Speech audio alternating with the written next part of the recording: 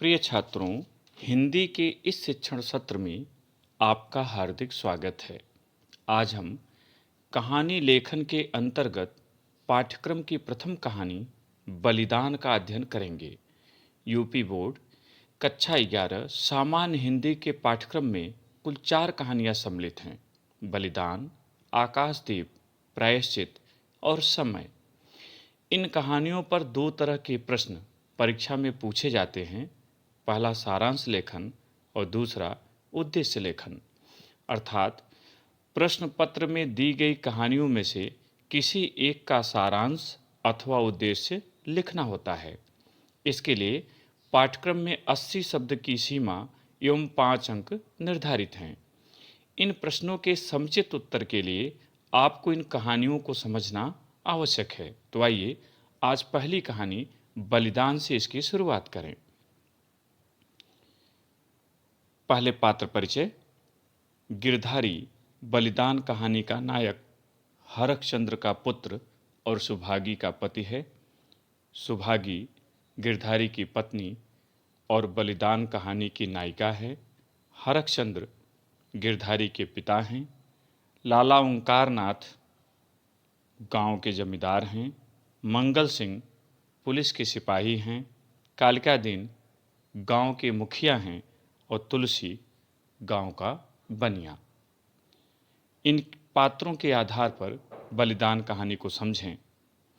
बलिदान जमींदारी के दिनों के एक किसान गिरधारी की कहानी है। इसका आरंभ गिरधारी के पिता हरकचंद्र के परिचय से होता है। आज का हरखू कोई 20 वर्ष पहले शक्कर का बहुत बड़ा व्यापारी था और उसके पास कई हलों की खेती थी। समाज में बहुत नाम था, किंतु विदेशी शक्कर के आने पर उसका कारोबार चौपट हो गया। अब उसके पास 5 बीघा जमीन है, 1 हल की खेती है, फिर भी उसका स्वाभिमान बरकरार है। अतः गांव के अनपढ़ लोग उसके सामने बोलने का साहस नहीं कर पाते। कहानी आगे बढ़ती है। हरखू ने अपने जीवन में कभी अंग्रेजी दवा नहीं खाई थी। ऐसा नहीं था कि वह कभी बीमार न पड़ा हो। वह हर साल क्वार के महीने में मलेरिया से पीड़ित होता था, किंतु बिना दवा दर्पण के ही कुछ दिनों में ठीक हो जाता था। इस वर्ष जब वह कार्तिक के महीने में बीमार पड़ा तो ठीक न हुआ। गांव के मंगल सिंह और कालिका दीन ने शिष्टाचार बस आकर उससे कहा कि बाबा, 2-4 दिन कोई दवा खा लो, अब तुम्हारी जवानी की देह थोड़े है कि बिना दवा दर्पण के अच्छे हो जाओगे। किंतु हरखू ने मंद भाव से कहा, तू लेते आना। न तो हरखू ने किसी को दवा के लिए पैसे दिए और न किसी ने उसे दवा लाकर दी। परिणाम स्वरूप 5 महीने कष्ट भोगने के बाद ठीक होली के दिन हरखू इस संसार से विदा हो गया। गांव के लोग उसे कोसते भी थे कि होली के 1-2 दिन बाद मरता तो होली का उत्सव होता, नहीं तो अब होली का उत्सव भी नहीं मनाया जाएगा। उधर हरखू के पुत्र गिरधारी ने बड़े धूमधाम से उसका क्रियाकर्म किया और कर्ज में डूब गया। हरखू के खेत बहुत उपजाऊ थे, साल में 3-3 फसलें देते थे। अतः गांव के लोगों की निगाह उन खेतों पर थी। लोगों ने जमींदार लाला ओंकारनाथ को उकसाया कि हम अधिक लगान देंगे, नजराने के पैसे अलग देंगे, अतः हमें जमीन दे दी जाए। जमींदार ने गिरधारी को बुलाकर इससे अवगत कराया और कहा कि तुम 8 रुपये बीघा लगान पर जोतते हो, मुझे लोग 10 रुपये दे रहे हैं, किंतु मैं रियायत करके तुम्हें 8 ही रुपये पर दूंगा, लेकिन नजराने के लिए तुम्हें 100 रुपये अलग से देने पड़ेंगे। गिरधारी ने अपनी समस्या बताई कि कर्ज में डूबे होने के कारण यह संभव नहीं है, किंतु जमींदार ने उसे वार्निंग दी कि 1 सप्ताह में ऐसा न करोगे तो मैं खेतों के लिए कोई दूसरा प्रबंध कर दूंगा। गिरधारी की पत्नी के पास आभूषण के नाम पर एक हंसली थी जो बनिया के यहाँ गिरवी रखी हुई थी, अतः चाह करके भी वह पैसों का प्रबंध न कर सका और कालिका दीन ने 10 रुपये बीघा लगान और 100 रुपये नजराना देकर खेतों को ले लिया। इससे गिरधारी बहुत दुखी हुआ। इधर बारिश के दिन आ गए, किसान बीज खाद में व्यस्त हो गए और गिरधारी तड़पने लगा। इसी बीच तुलसी बनिए ने उधार के लिए उसे धमकाना शुरू किया। इसका लाभ उठाकर मंगल सिंह ने 80 रुपये जोड़ी के उसके बैलों को 60 रुपये में ही खरीद लिया।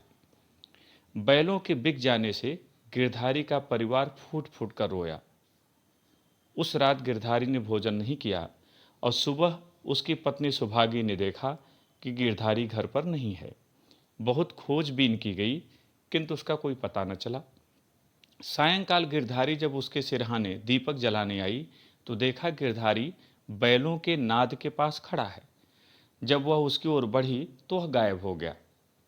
उधर सुबह कालिका दिन मुंह अंधेरे जब खेतों को जोतने के लिए गया तो गिरधारी को मेड़ पर पाया।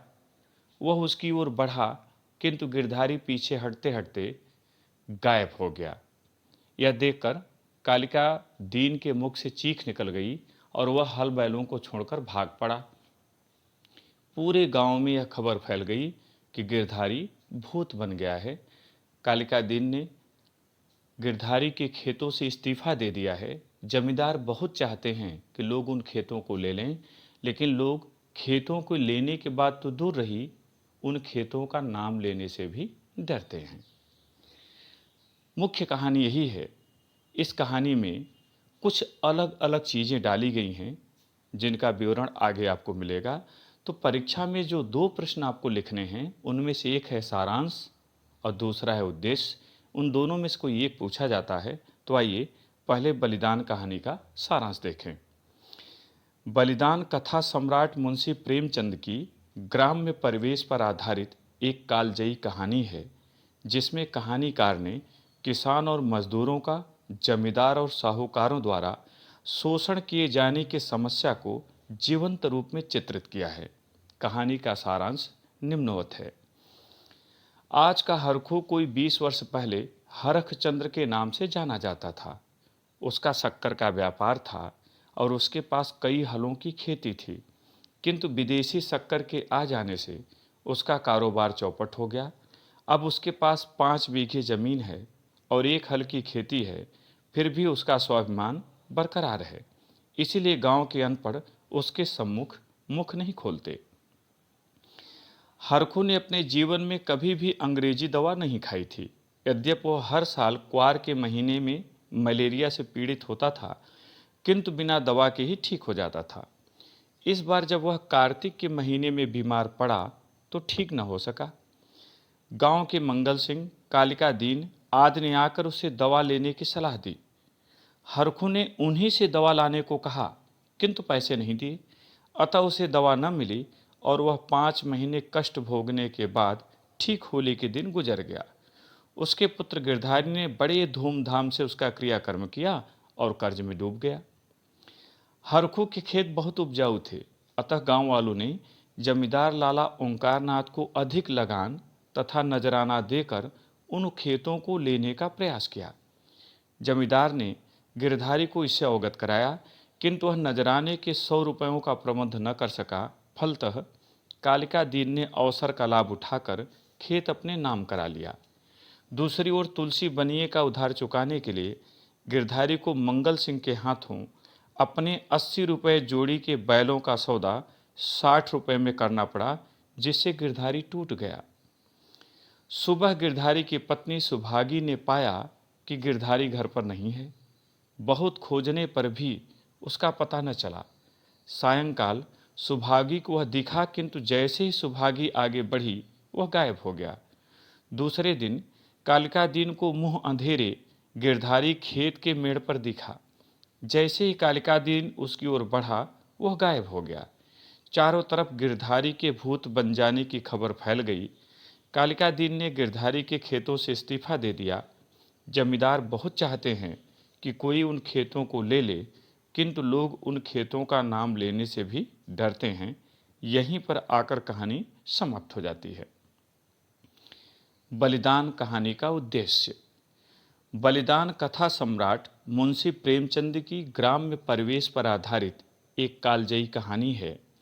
वे ग्राम्य समाज के अनुपम चितेरे हैं, अतः ग्रामीण समाज की समस्याएं, परंपराएं, मानवीय संवेदनाएं आदि उनकी लेखनी का स्पर्श पाकर जीवंत हो उठी हैं। बलिदान कहानी का उद्देश्य निम्नवत है। ग्रामीणों द्वारा झूठी मान प्रतिष्ठा के लिए हैसियत से अधिक खर्च कर आर्थिक झंझावातों में उलझना तथा किसान और मजदूरों का जमींदार और साहूकारों द्वारा शोषण किए जाने की समस्या को चित्रित करना ही इस कहानी का प्रमुख उद्देश्य है। इस कहानी में कहानीकार ने न केवल समस्या को उठाया है, बल्कि उसका समाधान भी प्रस्तुत किया है कि हैसियत से अधिक खर्च नहीं करना चाहिए और एक ही व्यवसाय से बंधकर नहीं रहना चाहिए। किसान वर्ग की अपने खेतों व खेती के प्रति निष्ठा व समर्पण की भावना को दिखाना भी कहानी का एक उद्देश्य है। जिस भूमि पर किसान खेती करता है, भले ही उसका स्वामी कोई और हो, वह उसके लिए अपना सर्वस्व बलिदान कर देता है। गिरधारी इसका प्रत्यक्ष प्रमाण है, जो खेतों के हाथ से निकल जाने पर अपनी जीवन लीला तक समाप्त कर लेता है। धन समाज की मानसिकता और मनुष्य के संबोधन तक को परिवर्तित कर देता है, यह दिखाना भी कहानी का एक उद्देश्य है। मगरू सिपाही बनते ही मंगल सिंह कहा जाने लगता है और कल्लू मुखिया होते ही कालिका दीन बन जाता है, जबकि व्यापारी से किसान बना हरखचंद्र मात्र हरखू रह जाता है। इस प्रकार कहा जा सकता है कि कहानी अपने विभिन्न उद्देश्यों को व्यक्त करने में पूर्ण सफल है। प्रिय छात्रों, मुझे उम्मीद है कि आपको सारांश और उद्देश्य दोनों बातें समझ में आ गई होंगी। इन्हें अपनी उत्तर पुस्तिका में नोट करें और प्रयत्न करें। बार बार प्रयास से आप अच्छे उत्तर लिख सकेंगे। बहुत बहुत धन्यवाद।